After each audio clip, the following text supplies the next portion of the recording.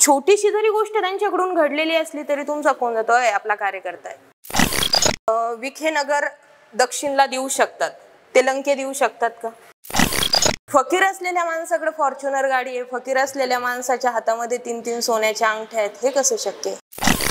Covid सेंटरला तर सगळा पैसा सरकारने पुरवला होता. हप्तेखोर, वाळू माफिया, गुंड, हे 3 टॅग तुमच्यावरती लागलेत. नमस्कार, मी विजया आवामा.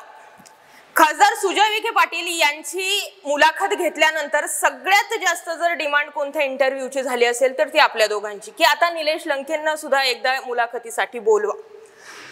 ज्यावेळेस आता खासदारकीचा विषय येतो किंवा निवडून येण्याचा विषय येतो, त्यावेळी सगळ्याच ओव्हरऑल विचार केला तर मोदी निवडून आले, त्यांनी गुजरातचं मॉडेल दाखवलं.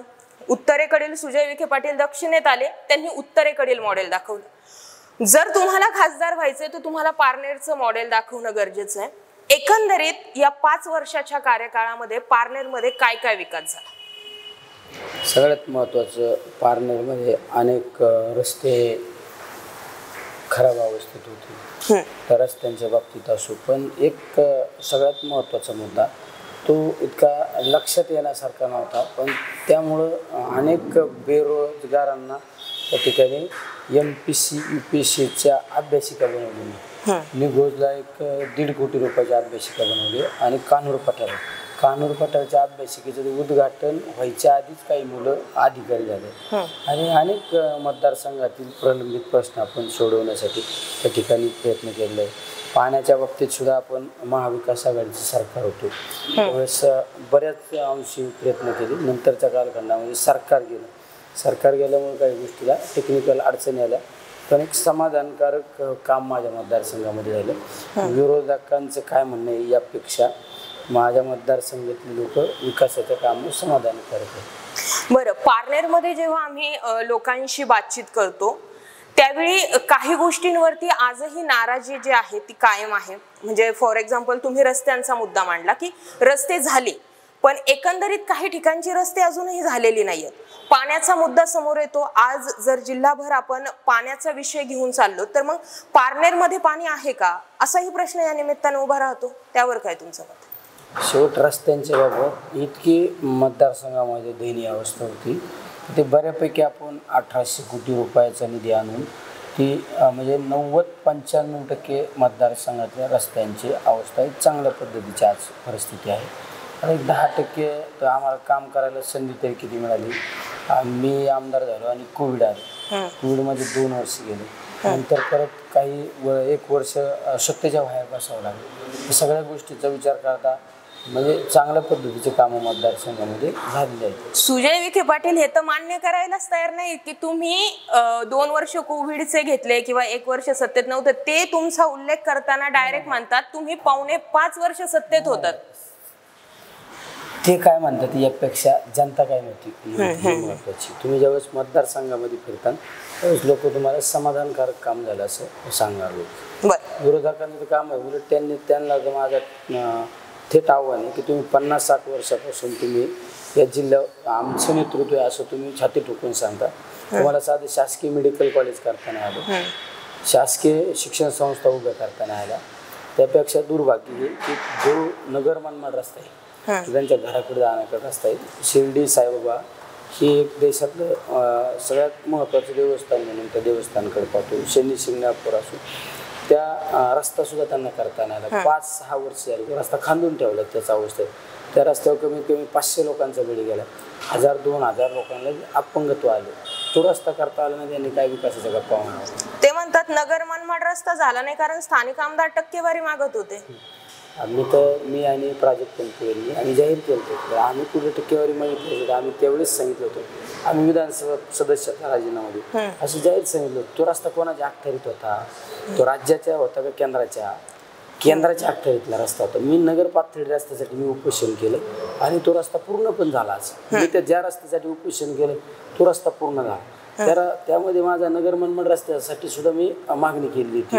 नगर करमाळा रस्त्याची होती. नगर करमाळा रस्ता रोहित दादांनी पाठपुरावा केल्यामुळे तो झाला, पण नगर मनमाड रस्ता आम्ही दुर्लक्ष केलं. म्हणजे ठीक आहे, बघू खासदार करतो का नाही, पण नाही करता आलं.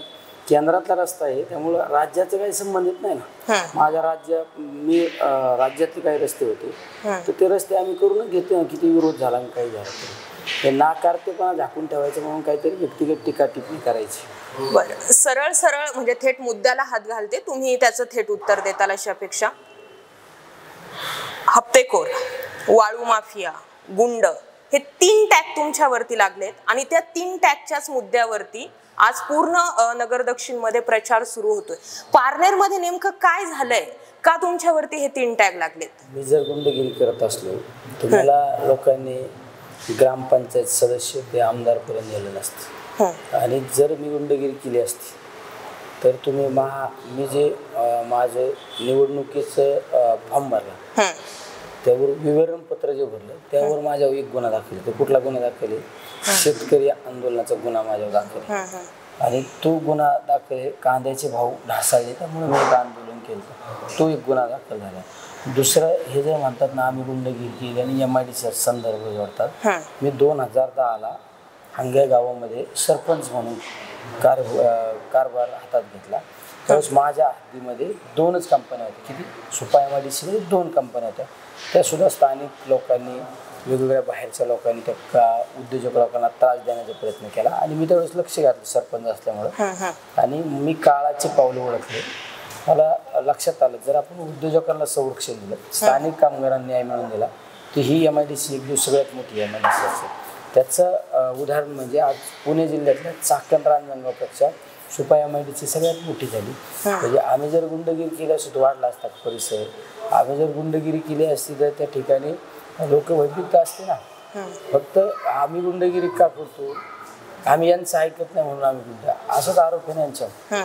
सर्वसामान्य लोकांनी पुढे येऊन सांगायला पाहिजे ना आम्ही गुंडगिरी केली. MIDC तर यांच्या कार्यकर्त्यांवर गुन्हे दाखल, उद्योजकाला मारहाण करणे, मॅनेजरला मारहाण करणे. जो सुपा MIDCचा मुद्दा येतो तो वारंवार याच मुद्द्यामुळे छेडला जातो की इकडचे लोक म्हणजे पारनेर सोडून इकडच्या तालुक्यातले लोक जे आहेत त्यांचं म्हणणं असं आहे की सुप्यामधले उद्योगधंदे पळाले, लोक कंपन्या सोडून पळतायत आणि त्या ठिकाणी मोठ्या प्रमाणावरती निलेश लंकेंच्या कार्यकर्त्यांकडून हप्तेखोरी केली जाते. मी जर त्या पद्धतीने केला असता सुपा MIDCतला प्लॅन्ट बाहेर गेला नाही. सुपा MIDC नवीन प्लॅन्ट येऊ राहिले. तुम्ही पाहिला असं महिंद्रासारखा, KSB सारखा, वरून बेवरेज सारखा आम्ही सगळे कंपनी पवारसाहेबांच्या माध्यमातून सगळ्यांशी आम्ही चर्चा करूनच मिटिंग करूनच आम्ही ते प्रोजेक्ट आणले. प्रोजेक्ट गेले नाही. तुम्ही पहा MIDC आज MIDC चाकण रांजणगावपेक्षा मोठी MIDC. तेवढं पोषक वातावरण सुपा MIDC. उद्योजकांशी चर्चा करा, उद्योजक लोक तुम्हाला सांगतील खरं वातावरण सुरक्षित आहे. सगळ्यात महत्वाचा प्रश्न ऑल ओव्हर जे आता दक्षिणमध्ये प्रचार सुरू आहे तो प्रचार असा आहे की गोरगरिबांचा कैवारी किंवा सर्वसामान्यांचा मुलगा आणि मी थोडक्यात फकीर आहे. फकीर असलेल्या माणसाकडे फॉर्च्युनर गाडी आहे, फकीर असलेल्या माणसाच्या हातामध्ये 3-3 सोन्याच्या अंगठ्या आहेत. हे कसं शक्य? हे 1, 2, 3 हे जर कार्यकर्त्यांनी प्रेमापोटी बरं आपण नाही म्हणू शकतो का? पण कार्यकर्त्यांचं प्रेम तुमच्यावरतीच कसं काय? कार्यकर्त्यांसाठी झटावं लागतं, कार्यकर्त्यांसाठी आपलं आयुष्य खर्च करावं लागतं. त्याशिवाय कार्यकर्ते प्रेम करत नाही. तुम्ही जर स्वार्थी वागले तर तुम्हाला कार्यकर्ते फक्त तुमच्या बरोबर पण स्वार्थी संबंध ठेवतात. म्हणजे हे सगळं कार्यकर्त्यांचं प्रेम आहे. माझ्या सगळ्या निवडणुका पहा, जनतेने निवडणुका हातात घेतल्या, जनतेने मदत केली. जर माझी प्रॉपर्टी असते तर मी ज्यावेळेस निवडणुकीचा फॉर्म भरला त्यावेळेस मी कर्जबाजारी झालो नसतो. मागच्या 2019ला विधानसभेचा अर्ज भरला त्यावेळेची ना आत्ताची परिस्थिती पहा, माझ्या 35 लाख रुपये कर्ज भरला. आम्ही स्वतःसाठी केलं नाही ना, मग झाकून राहिले असते ना प्रॉपर्टी. कुठेतरी आम्हाला भरावंच लागली असते ना माहिती. कोविड सेंटर म्हणजे आम्ही जेव्हा कर्जत, जामखेड, शेवगाव, पाथर्डी तिकडे फिरतो तर निलेश लंकेंचा परिचय काय असं जेव्हा त्यांना विचारतो तेव्हा ते सांगतात की कोविड काळात या माणसानं खूप काम केलंय आणि ते बघून आम्ही मतदान करणार. पण प्रश्न त्यापुढे असा निर्माण होतो की जे आता काही बातम्यांमधून ज्या माहिती समोर येतात, कोविड सेंटरला तर सगळा पैसा सरकारने पुरवला होता. कोविड सेंटर हे निलेश लंके प्रतिष्ठानने कोविड सेंटर चालवलं आदरणीय शरदचंद्रजी पवार साहेबांच्या नावाने. जर सरकारचा पैसा घेतला असता आम्ही कोविड सेंटर कुठल्या नावाने चालवलं? प्रतिष्ठानच्या नावाने. प्रतिष्ठानला एखादी तरी अकाउंटला एंट्री पाहिजे ना, का शासनाने आम्हाला एखादा चेक दिला, ह्या असं बिल आम्ही सादर केलं तर बिलाच्या बदल्यात आम्हाला एखादा चेक दिला, असं एक तरी उदाहरण पाहिजे ना. ज्या एरियात आम्ही कोविड सेंटर चालू केलं त्या ठिकाणच्या शासकीय कर्मचाऱ्यांनी काही मदत केली, ते त्यांचं कर्तव्य होतं ना, कारण शासनावरला भार कमी होत होता ना. तर आम्ही गोळ्या औषध आणले, आम्ही सगळं काही मटेरियल, आमच्याकडे बिलं आहेत ना सगळे. आम्ही जर शासनाचे पैसे घेतले असे यांनी दाखवायला पाहिजे होतं. उलट यांनी तर अधिकाऱ्यांवर गेले 2 महिन्यापासून दबाव चालू आहे आरोग्य विभागाच्या कर्मचाऱ्यांवर. तुम्ही असं लिखी द्या, आम्ही कोविड सेंटरला मदत केली, आम्ही कोविड सेंटरला पैसे दिले. असं कुठत नाही ना, रेकॉर्डवर कुठत नाही ना. त्याच कोविड सेंटरच्या आडून लोकांना मारहाण झाली हा एक आरोप समोर येतो. त्या कोविड सेंटरमध्ये काही लोकांचा जीव गेला, पण ते लंकेंच्या कार्यकर्त्यांनी दाबलं, हेही चर्चा सुरू झाल्यात. ज्या लोकांनी कोविड सेंटरमध्ये उपचार घेतला ते त्यांच्या आईवडिलांना विसरतात, मला विसरणार नाही. मी त्याबद्दल अनुभवलेलं कोविड एक पुस्तक पण काढलं. 33,000 लोकांना रुग्णाला उपचार दिला. अशा रुग्णांनी सांगायला पाहिजे ना, जर त्या ठिकाणी एखादी डेथ झाली तर ज्या कोविड सेंटरमध्ये डेथ झाली त्या भाळवणी ग्रामपंचायतला नोंद पाहिजे ना त्याची. यांनी तो पण ब्लेम केला ना. यांनी काही पत्रकारांना हाताशी धरून चुकीच्या पद्धतीने चित्र रंगवण्याचा प्रयत्न केला. पण सत्य कधी झाकत नसतं ना. उलट यांनी तर कोविडमध्ये धंदा केला. यांच्या तर विळद घाटामध्ये पहिलं लसीकरण कोविडचं कुठं आलं, पहिला लसीकरणाचा डोस त्यांच्या विळद घाटात आला. त्यांनी तर करोडो रुपयाची बिलं काढली. त्यांनी धंदा केला. म्हणजे रेमडेसिवीर आणली, कुठे हेलिकॉप्टरने आले का विमानाने, कुठल्या गोरगरिबांना दिली. यांनी तर पैसे घेतले 22,000 हजार. तसं आम्ही ज्यांना उपचार दिला एक रुग्ण सुद्धा काही तक्रार करणार नाही ना. बरोबर. ज्यांनी उपचार घेतला त्यातलं कोणीतरी बोलणं अपेक्षित होतं. पुढे जाऊन प्रश्न निर्माण होतो, पारनेर झालं पण नगर दक्षिणचं व्हिजन काय? 5 वर्ष लोकांनी खासदार म्हणून जर तुम्हाला निवडून दिलं तर काहीतरी व्हिजन घेऊन समोर जाणं गरजेचं आहे. तर ते व्हिजन काय? या मतदारसंघाची भौगोलिक परिस्थिती पूर्णपणे मी जनसंवाद यात्रेच्या माध्यमातून ती परिस्थिती मी पाहिली. या परिस्थिती, ही भौगोलिक परिस्थिती अशी आहे मतदारसंघाची, एक 70-72% भाग हा एक पावसाच्या पाण्यावर टिकणारी शेती आणि दुसरा भाग पाटपाण्याखाली काही भाग येतो. म्हणजे वेगवेगळ्या भागातले वेगवेगळे प्रश्न. काही ठिकाणी शाश्वत पाणी अपेक्षित आहे, काही ठिकाणी लोकांना पाणी आहे पण ते पाणी मिळत नाही. आणि ह्या सगळ्या गोष्टीचा विचार केला आणि प्रत्येक भागामध्ये बेरोजगारीचा प्रश्न जास्त महत्त्वाचा भेडसावतो. तो बेरोजगारीचा प्रश्न सुद्धा सोडवणे आवश्यक असणार आहे पुढील कालखंडामध्ये. तर सगळ्यात मोठं आव्हान असणार आहे.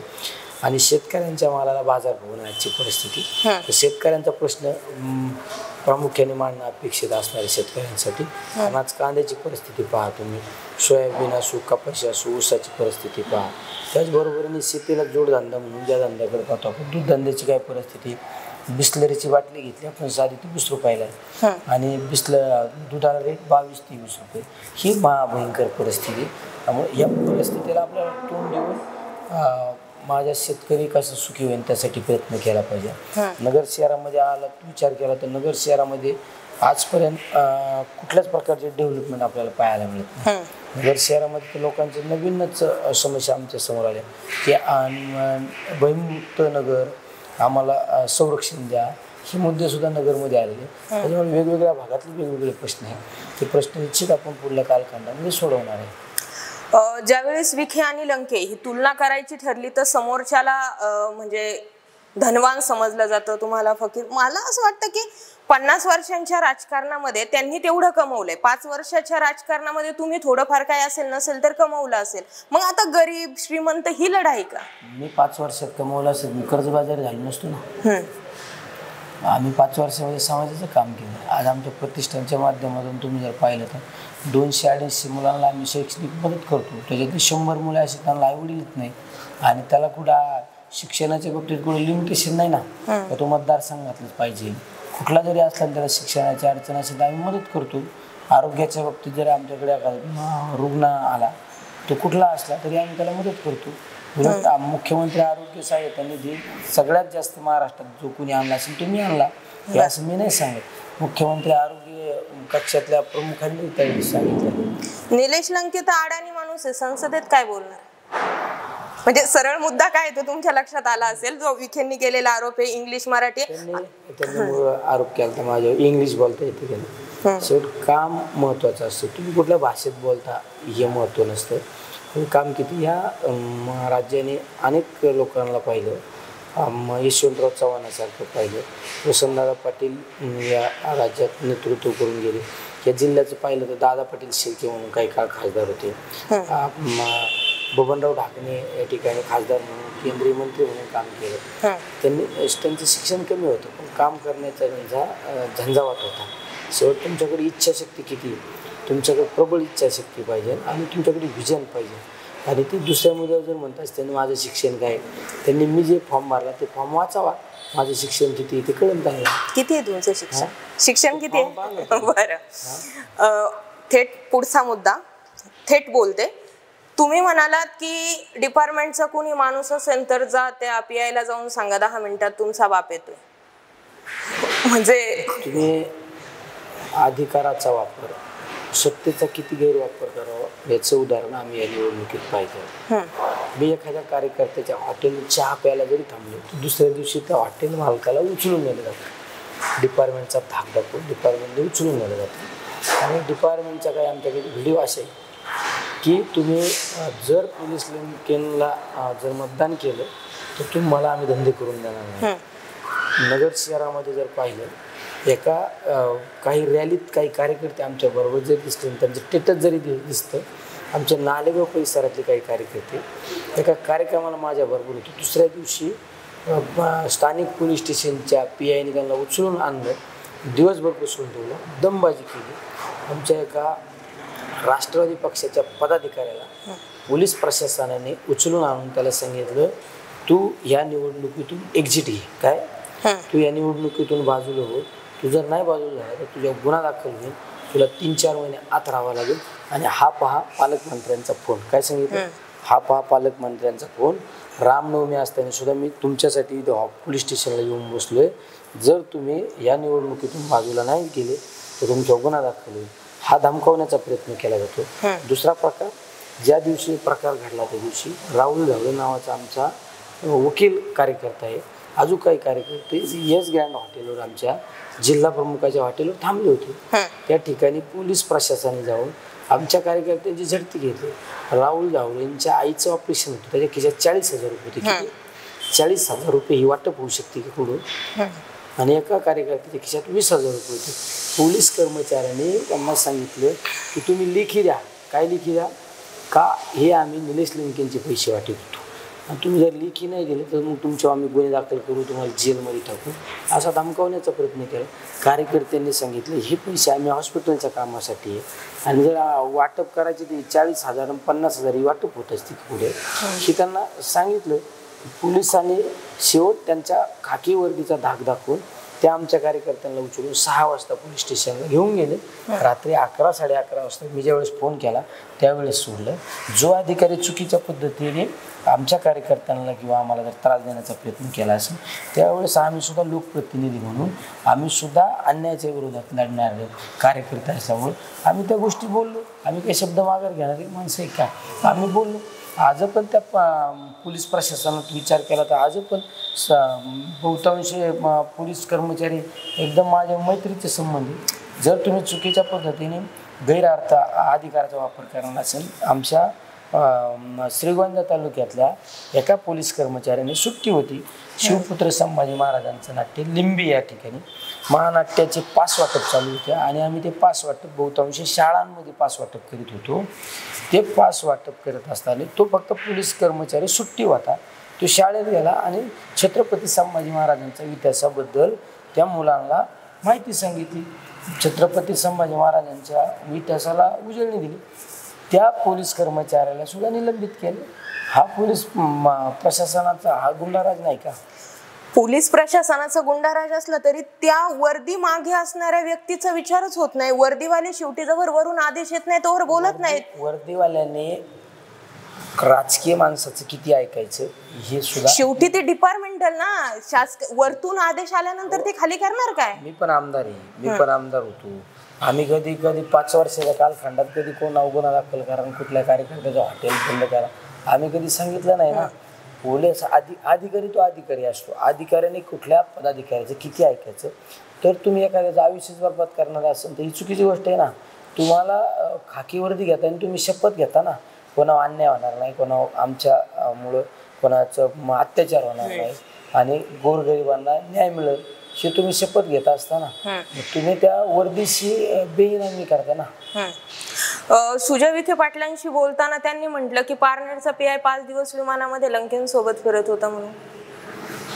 जर 5 दिवस विमानात फिरत असतात PI तर त्यांनी आमचं ऐकून चुकीचं केलं असतं ना. असं एक उदाहरण दाखवायचं ना माझ्या मतदारसंघामध्ये एखाद्या पोलीस कर्मचाऱ्याने माझं ऐकून अधिकाऱ्याने चुकीचं केलं. आम्ही कधी चुकीचं करत नाही ना. ते तर आज तर मला तर काल परवा अशी बातमी कळाली की मला काही ठिकाणी सांगण्यात आलं काही निवडणूक अधिकाऱ्यांना काही सांगून काही वस्तीमध्ये मुलं त्या स्लिपच द्यायच्या नाही. म्हणजे विशेष करून मुस्लिम एरियामध्ये स्लिपच वाटप नाही करायच्या. हा चुकीचा पद्धती नाही. इतका अधिकाऱ्यांनी इतक्या चुकीच्या पद्धतीने वापर करणं चुकीचं आहे ना. तर हे सगळे पारनेर दक्षिण इथपर्यंतचा विषय झाला. पुढे जाऊन थेट मुद्द्याला जर हात घालायचा ठरला तर 4 वर्षांपूर्वी तुम्ही म्हणाले शरद पवार माझं दैवत आहे. कोविड काळ संपल्यानंतर 2 वर्षांनी तुम्ही तुमचं दैवत बदलून अजित पवारांना केलं. अजित पवारांकडून पुन्हा मूळ दैवताकडे आले. हा प्रश्न फक्त तुम्हाला नाही, हा प्रत्येकाला पडणारा प्रश्न आहे. आज पक्षांमध्ये ज्या पद्धतीने गोल गोल गोल गोल भिरक्या घेतल्या जातात आणि मतदान आपल्या मतदारसंघामध्ये प्रचार करताना निष्ठा, प्रतिष्ठा, निष्ठावान हे सांगितलं जातं. ही फेकाफेकी नाही का सरळ सर? आज निष्ठा प्रतिष्ठेचा जर विचार केला आपण पहिलं काही पाहत होतो एखादा आमदार फुटायचा पण आज पक्षच फुटतो ना डायरेक्ट. आणि तुम्ही ज्या गोष्टी बोलता मी राज्याच्या राजकारणात दादांबरोबर होतो पण आजही माझ्या त्या दिवशी सुद्धा माझ्या ऑफिसला आदरणीय पवार साहेबांचा फोटो होता. प्रत्येक पोस्टवर पवार साहेबांचा फोटो होता. असं काही कुठं आम्ही प्रवेश केला का? आम्ही तुमच्याशी संबंध ठेवले, यांच्याशी संबंध ठेवले याचा अर्थ आम्ही कुठल्या पक्षात म्हणजे आम्ही पार्टीच बदलली का? आम्ही आमचं नेतृत्व आम्ही आमचं दैवत जपून ठेवलं ना. आम्ही दादांबरोबर राहिलो. आम्ही काय असं कुठल्या कार्यक्रमात जाहीर प्रवेश केला का? राज्याच्या राजकारणात त्यावेळीची परिस्थिती पाहता दादांचं नेतृत्व राज्यासाठी महत्त्वाचं होतं. आम्ही त्यावेळी दादांबरोबर राहिलो. याचा अर्थ आम्ही साहेबांना दुरावा दिला का? आम्ही साहेबांबरोबर पण होतो ना. माझ्या प्रत्येक बॅनरवर साहेबांचा फोटो होता. इव्हन दादांच्या कार्यक्रमाच्या व्यासपीठावर सुद्धा साहेबांचा फोटो होता. आम्ही नाही बदलणारे माणूस. हे बघा, जे फुटले त्यांच्या मागे ED CBI चौकशा लागलेल्या होत्या. आता आम्हाला इकडे माहित होतं ह्या माणसाच्या मागे काहीच लागणारा विषय नाहीये. मग हा माणूस फुटला तर फुटला का? बरं ठीक आहे, फुटला समजून शकतो. आणि तुमचं म्हणणं आहे की दोन्ही पवार एका प्रकारे एकच होते किंवा आम्ही कुठे अधिकृतरित्या प्रवेश केला होता. जर तुम्ही अजित पवार गटात त्या दिवशी जात नव्हते तर तुम्हाला तुमच्या आमदारकीचा राजीनामा देण्याची वेळ आली नसती ना. तो द्यावा लागला तुम्हाला. फक्त ते एका चूक असेल, बरोबर असेल तर तुमचा प्रश्न. आमदारकीचा राजीनामा देण्याची काही अशी आवश्यकता नव्हती. मी निवडणुकीला सामोरं जात असताना माझी आमदारकी ठेवणं पण निवडणुकीला सामोरं गेलो असतो. पण आपल्याला लोकसभेची निवडणूक लढवायचा निर्णय झाला ना. मग विधानसभेचा स्वार्थ कशासाठी देऊन टाकला राजीनामा. त्याला काही कुठली टेक्निकल अडचण नव्हती, त्याला कुठला प्रॉब्लेम नव्हता ना. मी डायरेक्ट लोकसभा पण निवडणूक लढू शकलो असतो ना. पण दादांचं स्टेटमेंट होतं जर त्यांनी आमदारकी ठेवून जर तिकडे गेले ते तर त्यांच्यावरती पक्षांतर्गत कारवाई होईल म्हणून. असं कुठलं स्टेटमेंट आहे ना? स्टेटमेंट आहे, मी तुम्हाला दाखवते थोड्या वेळात. पक्षांतर कारवाईला काय असं काय आम्हाला नोटीस होती का? आम्हाला कुठं काय होतं का? आणि बोलणं आणि कृतीत येणं या फार वेगवेगळ्या भागेनं मी पण एखाद्या काही पण आरोप करू शकतो. याचा अर्थ ते प्रत्यक्षरित्या वेगळंच असू शकतं ना. दादा तुमचं बॉन्डिंग काय? मी आज दादा पारनेर मध्ये काय तिथे फिरलं वातावरण, मग काय करायचं? दादांनी पाहून घेईन ना. दादा तुम्ही पाहत आला. बरं, आम्ही विखेंना पण 3दा विचारलं काय झालं आता सुट्टेत तुम्ही. अजित पवार आहे ना, ते आहेत पारनेर मध्ये आहेत, बघा तिथे जर वातावरण फिरलं तर काही व्हायचं प्रॉब्लेम मोठा तयार. दादांनी पाहून घेईन ना. बरं, राजकारणात राजकीय मतभेद म्हणण्यापेक्षा वेगवेगळे विचार प्रवाह असू शकतात. काही स्थानिक राजकारणाचे पण असू शकतात. याचा अर्थ एखाद्या नेत्यावर प्रेम कमी होत नसतं ना. बरं. तर दादा म्हटले होते की बघू आता खासदार कसा होतो, पण त्यांनी नेमकं लंके म्हणायचं होतं का विखे हे काही क्लिअर केलं नाही. म्हणजे त्यांचं नेमकं आता आम्हाला प्रश्न असा पडलाय तुमच्या ही स्टेटमेंटवरून, लंके खासदार कसा होतो की विखे खासदार कसं होतो, काय म्हणायचं काय होतं नेमकं दादा? दादा बोलले ना. हा, दादा बोलले मला त्याच्यातलं काही माहित नाही ना ते कोणाला उद्देश. म्हणजे अजून तुमचं आहे म्हणायचं टिकून थोडंफार का होईना. त्यांच्या स्टेटमेंटला मी नाही ना काउंटर करू शकतो. हे राजकीय लोकांचे हे जे असतात ना, ह्या हातावरचा तुका ह्या हातावर करायचा, याच्यामुळे विषय क्लिअर होत नाही लोकांना. पवारांच्या पक्षात तुम्ही प्रवेश करणार होते 2 दिवस अगोदर आम्ही त्याच बातम्या चालवल्या होत्या की लंके हे शरद पवार, तुम्ही दोघं पुढे येतात. शरद पवार म्हणतात नाही भाऊ आपल्याला काही माहित नाही लंके यांना, तुम्ही म्हणतात हे कोणी अफवा उठवली आणि 2 दिवसांनी तुम्ही प्रवेश करता. तुम्ही मीडियाला सरळ सरळ वेड्यात काढतात. मी साहेबांबरोबरच होतो ना, प्रवेश काय असं माझा प्रवेश झाला का अधिकृत पुढे नाही झाला. पण मग मी तेच सांगते, एका व्यासपीठावर आले विषय तिथं संपला. तुम्हाला जर सगळे शिवसेनेचे सगळे आमदार सांगितले, राष्ट्रवादीचे सगळे आमदार सांगितले, तुम्हाला आज पण सांगता यायचं कोणत्या पक्षाबरोबर.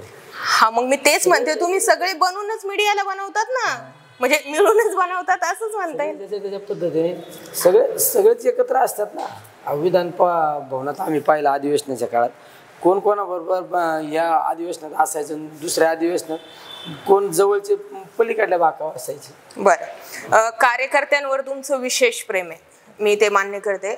असं ऐकायला भेटतं पारनेरमधनं की तिथं छोटी छोटी जरी कार्यकर्त्याकडून, म्हणजे निलेश चहापेक्षा किटली गरम म्हणतो ना, तसे तुमचे कार्यकर्ते जास्त गरम वाटतात. छोटीशी जरी गोष्ट त्यांच्याकडून घडलेली असली तरी तुमचा फोन जातो, आपला कार्यकर्ता आहे. नाही, असं काही कुठं फोन बंद जात नाही जात. असं मी तर ऐकलंय की असंच होतंय म्हणून. चुकीच्या गोष्टीला कधी मी मदत करीत नाही. बरं, कार्यकर्ता असू नाही तर माझ्या घरातला असू, ज्या गोष्टीमुळे समाजाला नुकसान पोचून असं कुठल्या कार्यकर्त्याने जर केलं कधी फोन नाही केला. त्या कुठल्या तुम्ही डिपार्टमेंटला आज जरी विचारलं आम्ही कधी करत नाही. म्हणून आमचं राजकारण एकदम शून्यातून या टप्प्यावर आहे ना. बरं, शून्यातून टप्प्यावर, ठीक आहे. पहिलीच टर्म होते तुमच्या आमदारकीची, बरोबर? 5 वर्ष कंप्लीट करायचे होते, लगेच खासदारकीचा कशाला मोह मायामध्ये पडायचं? त्या 5 वर्ष होऊन द्यायचे होते ना. आपण कुठली निवडणूक लढवायची नाही लढवायची ही आपल्या हातात नसतं, हे जनतेचा कौल आहे. बरं, जनभावना लक्षात घेऊन या गोष्टी कराव्या लागतात. मला माहिती होतं की मी आमदार होणार आहे, पण जनतेचा जनभावना होती, मला त्या जनभावनेचा विचार करावा लागला, विधानसभा लढावं लागली. असं टप्प्याटप्प्याने पुढे गेलो ना. लोकांची भावना होती आता लोकसभा लढवली पाहिजे, नाही लोकांना वाटलं नाही लढलंच पाहिजे, त्यावेळेस लढलो.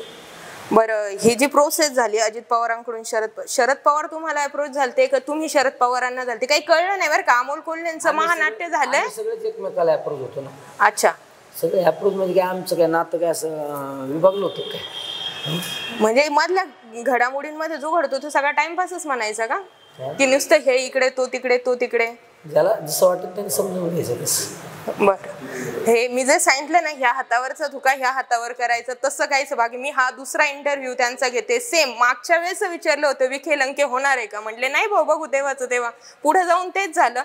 राजकारण हे कधी ठरवून केलं जात नसतं. तुम्ही ज्यावेळेस विचारलं त्यावेळेस तशी परिस्थिती नव्हती, ते परिस्थिती ओढवली जाते आणि त्या पद्धतीने कधी कधी आपल्याला निर्णय घ्यावा लागतो. बरं, जे विखेनगर दक्षिणला देऊ शकतात ते लंके देऊ शकतात का? म्हणजे फॉर एक्झाम्पल सांगायचं झालं, तुमचं म्हणणं मी पडतो फकीर माणूस, समोरचा व्यक्ती पडतो धनशक्तीवाल धनाढ्य, एखादा विषय पटकन सोडवायचा असेल तर जितक्या फास्टमध्ये विखे पोहोचतील तेवढ्याच फास्टमध्ये लंके पोहोचतील का? त्यांनी त्यांच्या 5 वर्षाच्या कालखंडात तुम्ही पाहिलं असेल ते ज्या ज्या गावात गेले त्या गावात त्यांना विरोध झाला. याचा अर्थ ते लोकांना देऊ शकले नाही ना काही. माझ्यासारखा माणूस पूर्ण वेळ लोकांना मदत करू शकतो.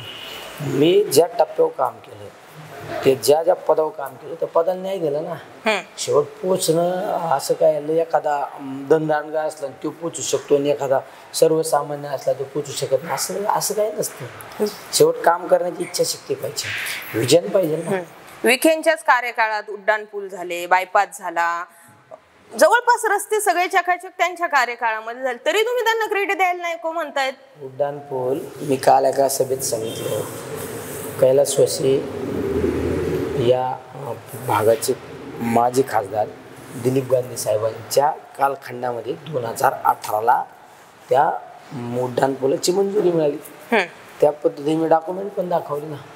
आणि त्यावेळेस महापौर पहिला ठराव केला असं त्यावेळेस महापौर होत्या सुरेखाताई कदम, शिवसेनेच्या महापौर होत्या. भैयांचं स्वप्न होतं म्हणजे यांच्या कालखंडाचं काय नाही, मंजुरी दिलीप गांधींच्या कालखंडात आहे. तसं ऑन रेकॉर्ड आहे, तशी ओव्हर कॉर्डर आहे ना आमच्याकडे, दाखवली ना मी काल सगळे. ठीक आहे. संबंध क्रेडिट द्यायचं नाही द्यायचं, शेवटी राजकारणीच व्यक्ती, कोणीच कुणाला क्रेडिट. ऑन पेपर बोलतो मी, असं खोटं थोडं रेटून बोलतो त्यांच्यासारखं. बर, फक्त विखे आहेत म्हणून विरोध, की समोरचा कोणी असता तरी विरोध राहिला असता? फक्त विखे म्हणून विरोध, की समोरचा कोण? शेवट जन भावना ज्या त्यावेळेस बदलत असते. चला, तर बराच वेळ आपण घेतलेला आहे. माझ्या माहितीप्रमाणे आता आरोप प्रत्यारोपांच्या फेरीमध्ये असा एकही प्रश्न राहिला नसेल की जो मी नेत्यांना किंवा निलेश लंकेंना विचारला नसेल. याबाबत आता तुमचे आणखी काही प्रश्न असतील तर कमेंट सेक्शनला व्यक्त व्हा, आणि खासदार म्हणून तुम्हाला कोण पाहिजे याबाबतही कमेंट जरूर करा. जय महाराष्ट्र.